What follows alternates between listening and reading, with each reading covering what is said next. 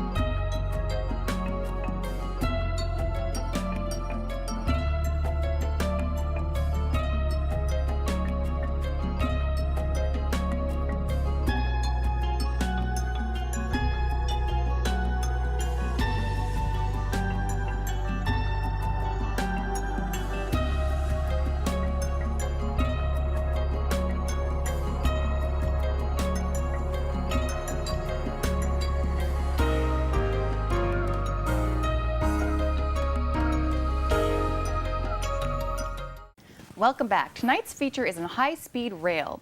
Joining us is Rod Diridon, Chair Emeritus and Governor appointee to the California High-Speed Rail Authority, and Peter Dreckmeyer, Vice Mayor of Palo Alto. Rod is the son of Italian immigrant railroad brakeman. Rod also worked as a railroad brakeman to earn his way through San Jose State University. He's now known as the father of modern transit service in Silicon Valley. The historic Amtrak Caltrain station in San Jose was renamed the San Jose Diridon Station in honor of his 20 years of service to the Saratoga City Council. Rod has chaired over 100 international, national, state, and local programs related to transit and the environment. Peter Dreckmeyer, a native of Palo Alto, studied political science at UC Berkeley. He has a long history as an environmentalist. He was the co-founder of Environmentalists Against War, founder and director of the Stanford Open Space Alliance, executive director of the Earth Day Network, co-founder and executive director of Bay Area Action, ECTERRA. Currently, he is the Bay Area Program Director for the Tuolumne River Trust, where he recently helped stop the San Francisco PUC from withdrawing 25 million additional gallons of water per day from the Tuolumne River. Thank you for joining us, Rod and Peter. Nice to be here. After a long and sometimes difficult campaign, Proposition 1A, the Safe, Reliable, High-Speed Passenger Train Bond Act, was passed, approved by voters this past November. Rod, for those of us who haven't ever experienced a high-speed rail, can you explain to people what that is? Yes, a high-speed train on the international parlance is a train that travels at least 187 miles per hour. Most of those are now up around 200 to 220 miles an hour. We're going to bid 220 mile an hour technology. They're electrically powered. They're very light and sleek looking. They make very little noise. They are double track systems, so you have a train going in each direction. They never have an opportunity of hitting each other. There's chain link fences on either side of the tracks, so nothing can get on the tracks. No crossings at any place. They're all under crossings or over crossings, so you can't have trucks or cars on the tracks. And around the world, 13 other industrialized countries have them now. The only industrialized country in the world that doesn't have high-speed rail is the United States.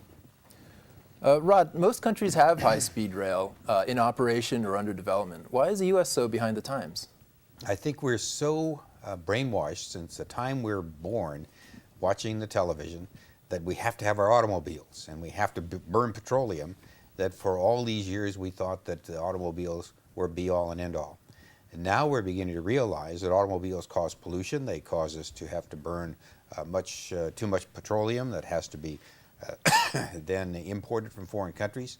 And so we're beginning to break that love affair with the automobile and petroleum to the point now where high-speed rail is approved by the voters and will be built in our state.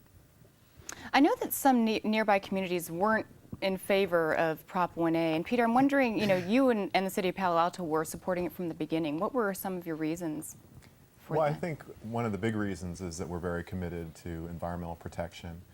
Palo Alto approved a climate protection plan last year, and that calls for reducing our greenhouse gas emissions by 5% by 2012 and 15% by 2020.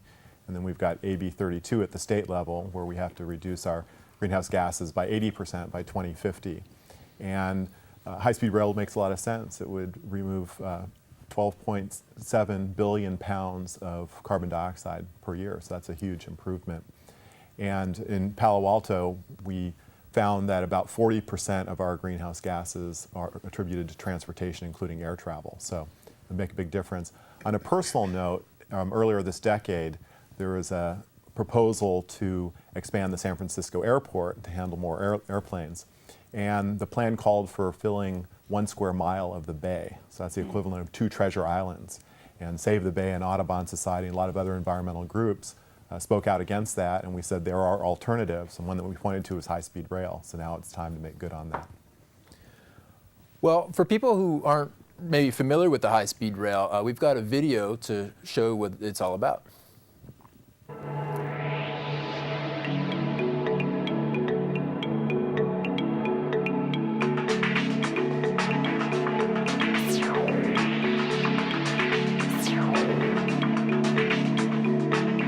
By the year 2030, California's population will increase by 30%, surpassing 50 million. Adapting will require highly efficient, safe, and clean transportation alternatives that support our growing economy and protect our landscape and environment. This is California High-Speed Rail. The governor and the legislature have seen the light on global warming. They've seen the light on energy efficiency.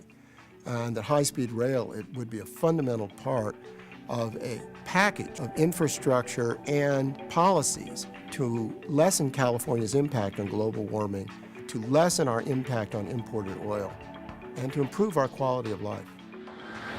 Over the past 4 decades, high-speed trains have proven to be the safest and most reliable form of transportation in the world, and are ideally suited for the unprecedented needs of California in the 21st century.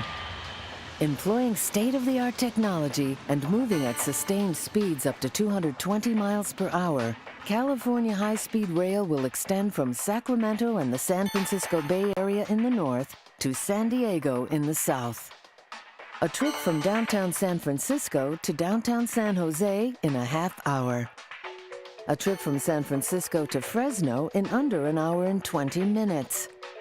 A trip from San Francisco's Transbay Transit Center to Los Angeles' Union Station in just over 2.5 hours, every time, regardless of weather. We want to succeed, and we want to grow our economy. We want to be viable in the future. We're not going to be viable unless we have a world-class transit hub. We want to do the finest intermodal transportation hub west of the Mississippi. We want the Grand Central Station on the West Coast, and that's our Transbay Terminal.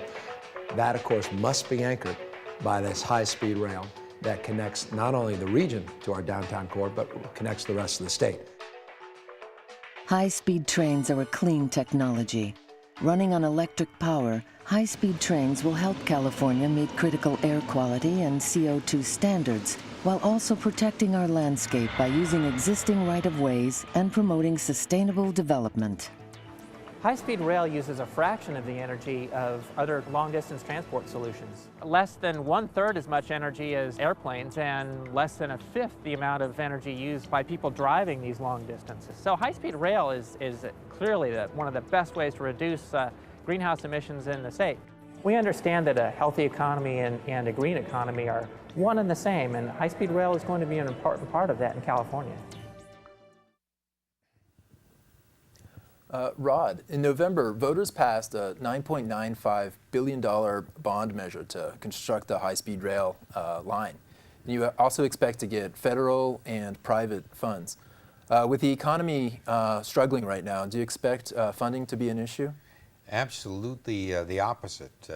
The economy needs to have jobs. And FDR told us how to do this back in the 1930s. You can build your way out of a recession by putting money into infrastructure development. Not only do you get the money back into the economy in good paying jobs, engineering jobs and construction jobs pay well, but they can't be offshored.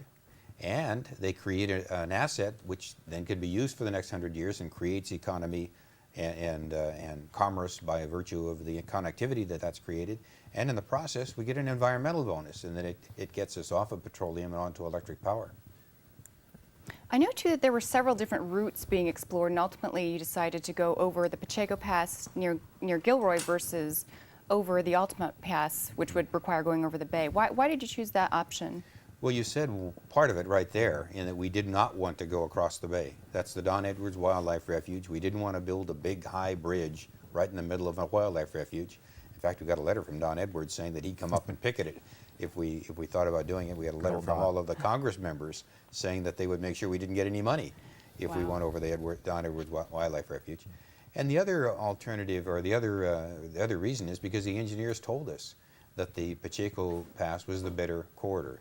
Remember that 80% of the ridership, more than 80% of the ridership, came from south of Merced. And so it would be faster for that 80% to come into the Bay Area through the tunnels, through the Pacheco Pass, up through Gilroy, San Jose, and into San Francisco. It's going to be longer for about 20% of the population, but we really have to maximize the effectiveness for the largest portion of the ridership, and that's the 80% that's south in Central Valley and on down to LA. And so that's the reason why it was chosen, and it's been held up now and supported by the federal EPA, the Corps of Engineers, the Federal Railroad Administration, and has now been certified as the selected route as of July 9th. Peter, according to reports, the high-speed rail line will have a stop either in Palo Alto or in Redwood City. As the likely future mayor, will you be lobbying and convincing legislators and the planners to have that stop be in Palo Alto? Well, we have 9 members of our city council, and I wish the mayor had the authority to make these decisions, but I'll be one of 9, and I don't know where some of my colleagues stand on that. My personal feeling is that where it makes the most sense is where I would support. So if more people are going to be going to Redwood City area, let's put it there. My sense is more people are going to, the destination is going to be Palo Alto for Stanford, for all the businesses there. And I think it's a real opportunity for our community. There will be some challenges as well, but again, I think it's where it makes the most sense. And I know that there's some Palo Altans exploring the feasibility of running the tracks underground and actually selling the land for development, using the money for developing land above that to pay for that. How do you feel about that? Do you think that's... Well, I think it's certainly worth exploring. There's a group, one of my council colleagues, John Barton, our former mayor, Byrne Beecham, architect Tony Carrasco, who you mentioned in the earlier portion of the program, and Steve Emsley, who's our deputy city manager, have floated this idea. And it's more expensive to underground it. Tunneling is quite expensive, but the idea is that you would free up all the land in that right-of-way where the tracks are right now. You could put housing there. There could be some commercial development. I think their figures were we could probably fit 660 housing units there, Wow. 800,000 square feet of commercial that would generate revenue. And so the idea is you could pay for the undergrounding with that revenue. I know that one challenge is that Union Pacific uses the rail line for freight, and they have diesel trains. So we love the idea of electricity, but diesel in these tunnels would create some problem with the exhaust. Well, Peter and Rod, thank you so much for joining us tonight and sharing with us your information and views about the high-speed rail. And we really all look forward when we can hop on the train and zip on down to Southern California in just a minimum amount of time. Thank you so much. Thank you. Thank you. Nice to be here.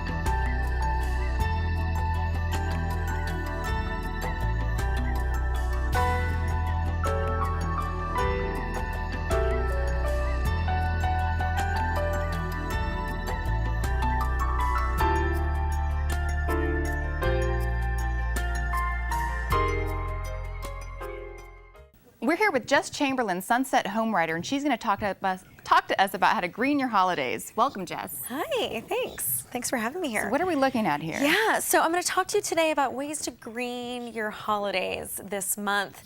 Some of the greenest things you can do are when you're reusing things that already exist. We're trying to keep things out of landfills, even things that are recyclable, like paper bags or magazines. When you recycle something, that consumes energy as well. So if we can try to reuse that before recycling it, that's even better.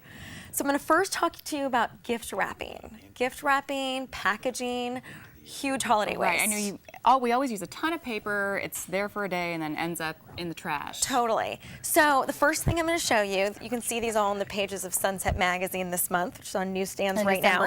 December issue. And the first thing I'm going to show you, we're reusing four different things in this package here. First, the main packaging is a paper bag.